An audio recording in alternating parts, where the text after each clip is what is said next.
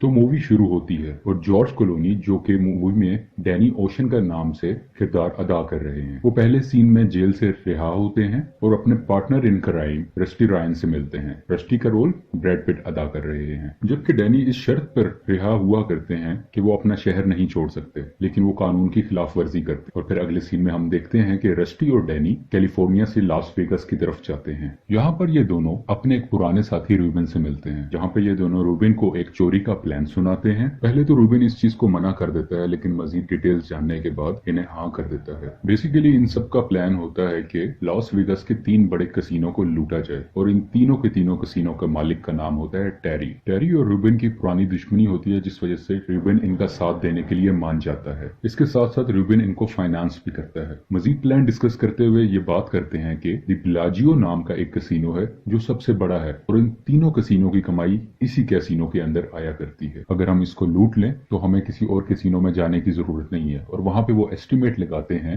160 million US dollars. अगले scene में हम देखते हैं कि डैनी और रस्टी अपनी एक टीम बनाते हैं, जिसमें मुख्तलिफ स्पेशलिटी के लोगों को ऐड किया जाता है। कोई सिक्योरिटी का माहिर है, कोई कैसीनो मैनेजमेंट बहुत बेहतर तरीके से जानता है, और कोई बहुत अच्छे तरीके से एक्सप्लोजिव का काम जानता है। तमाम टीम के मेंबर्स बहुत ज्यादा तैयारी करते हैं। वो नजर रखते हैं कि बिलाजियो कैसीनो के बाहर कितनी सिक्योरिटी है, कितने लोग हैं, कौन आता जाता है, कब स्टाफ की शिफ्टिंग होती है, और बहुत से मामलात पर ये नजर रखते हैं। और इसके साथ साथ बिलाजियो कैसीनो में जो सिक्योरिटी वॉल्ट होता है, ये लोग उसकी सेम कॉपी बनाते हैं ताकि उसको तोड़ सकें और उसके सिक्योरिटी सिस्टम को चेक कर सकें, ताकि जब असल में चोरी करने जाएं तो इन्हें कोई प्रॉब्लम पेश ना आए। यहाँ पर टेरी को पता चलता है कि उसकी एक्स वाइफ, जिसकी उससे डाइवोर्स हो चुकी है, वो डैनी ओशन की करंट गर्लफ्रेंड है। अब क्योंकि टेरी डैनी के बारे में जानता है, तो जिस दिन चोरी होनी होती है उस दिन डैनी खुलेआम कैसीनो में जाकर बैठ जाता है ताकि वो सबकी नजरों में आ जाए। और टेरी उसे देखते ही शक का शिकार हो जाता है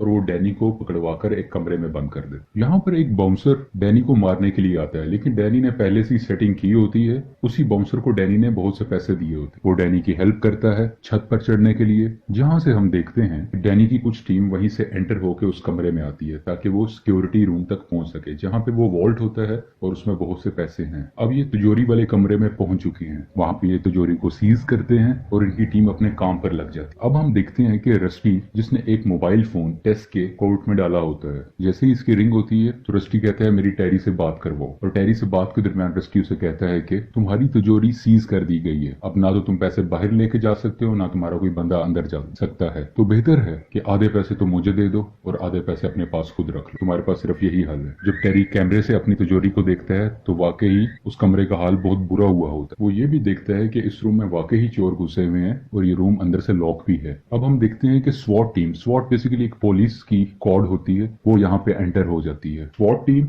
और अंदर तिजोरी के मौजूद लोगों में आपस में फायरिंग एक्सचेंज होती है, और यहाँ पे स्वॉट टीम एक जोर का धमाका करती है। और जैसे ही धमाका करती है तो अंदर जो कुछ बहुत पैसे होते हैं वो भी धमाके से जल जाते हैं, और थोड़ी देर में स्वॉट टीम वहां से निकल जाती है अपना जरूरी सामान लेकर। टेरी यहाँ पे बड़ा परेशान होता है और वो बार बार वीडियो की फुटेज देखता रहा, और उसे एकदम रियलाइज होता है कि उसने कुछ अरसा पहले तिजोरी वाले कमरे की जमीन पर बिलाजियो लिखवाया था, जो कि इस फुटेज में मौजूद नहीं है। अब ये क्या होता है? तो होता यूं है, डैनी की टीम के सिक्योरिटी एक्सपर्ट्स एक झूठी इमेज टेरी को दिखा रहे होते हैं, जो बेसिकली उनके ट्रेनिंग वाले कमरे की होती है, और यहाँ डैनी और उसकी टीम मुकम्मल तरीके से टेरी को बेवकूफ बना चुके होते। और अब हमें पता चलता है जो स्वॉट टीम थी वो कोई और नहीं बल्कि डैनी की ही टीम, और वो उन बैग्स में से अपना सामान नहीं बल्कि टेरी के बचे हुए पैसों को लेकर जाते, और वो सब उनके सामने से ही गुजर जाते हैं और किसी को शक नहीं हो पाता कि इन बैग्स में पैसे हैं या स्वॉट टीम के अपने वेपन्स और सामान। अब हम देखते हैं कि डैनी ओशंस अभी भी उसी कमरे में लॉक होता है उस बाउंसर के साथ, जहाँ पे टेरी ने उसे बंद करवाया होता है। टेरी को मुकम्मल भरोसा होता है कि इस सारी चीज के पीछे डैनी का हाथ है,